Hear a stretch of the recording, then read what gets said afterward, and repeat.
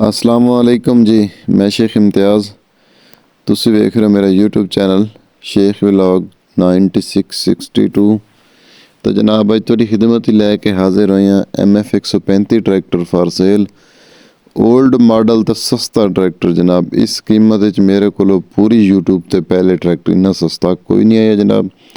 बहुत ही सस्ता ट्रैक्टर जनाब। ट्रैक्टर का रिव्यू कर लो जनाब। पिछले टायर तकरीबन हैं कोई 8 तो 9 आने, अगले टायर 7-8 आने ने। बाकी ट्रैक्टर जनाब चलता पे सलफ स्टार्ट कोई नहीं, धक्का स्टार्ट है ट्रैक्टर जनाब। बाकी कंडीशन जी है थोड़े सामने है, वो तुसी वेख लो ट्रैक्टर की। शो मो कोई नहीं, ना माड़ी गार्ड ने, जेड़ा कुछ है यही थोड़े सामने है, ठीक है। तो उस तो पहले जेड़े भी मेरे चैनल ते नवे आए ने, मेरे चैनल शेख व्लॉग 9662 ਨੂੰ सबसक्राइब कर लो ते नाल ही घंटे के निशान ਨੂੰ आल ते कर दो। लाइक ते कमेंट भी ज़रूर करना जनाब मेरी वीडियो ते।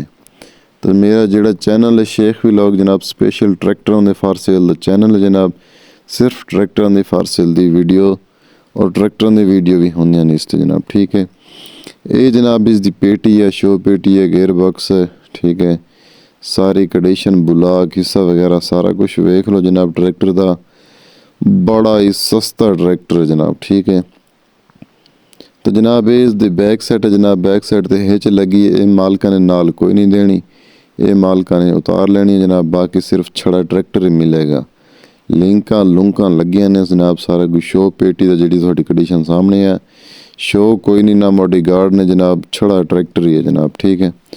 ट्रैक्टर का रिव्यू कर लो जनाब। इन्ना सस्ता ट्रैक्टर फिर नहीं मिलना ना मेरे को पूरी यूट्यूब से, इन्ना सस्ता ट्रैक्टर आया सी, ठीक है। तो जनाब तुसी गड्डी का रिव्यू करो तो असीं तुहानूं दिन्ने गड्डी की डिटेल, मॉडल, कीमत, लोकेशन, मालिक का मोबाइल नंबर, सारी तफसील देने जनाब। तो ये गड्डी की दूसरी साइड की लुक है जनाब। तो जनाब सब तो पहले तो गड्डी कर दे मॉडल की गल। तो मॉडल है 1974 का, 1974 का मॉडल है जनाब। अगर इसकी लोकेशन की गल करें जनाब, लोकेशन इसकी मुल्तान। तो जनाब अगर इसकी डिमांड की गल करें जनाब, तो बहुत ही माकूल डिमांड मालिक कर रहे हैं। 2,50,000 रुपये, 2.5 लाख रुपये मालिक इसकी डिमांड कर रहे हैं। मालिक का मोबाइल नंबर स्क्रीन पर शो हो रहा, मालिक नाल डायरेक्ट रब्ता कर लो। लैन देन साडा कोई तलक नहीं, लैन देन मालिक नाल खुद कर लेना जी। किसी और भाई ने कोई भी ट्रैक्टर फार सेल करना होवे तो मेरे चैनल थ्रू सेल कर सकता है।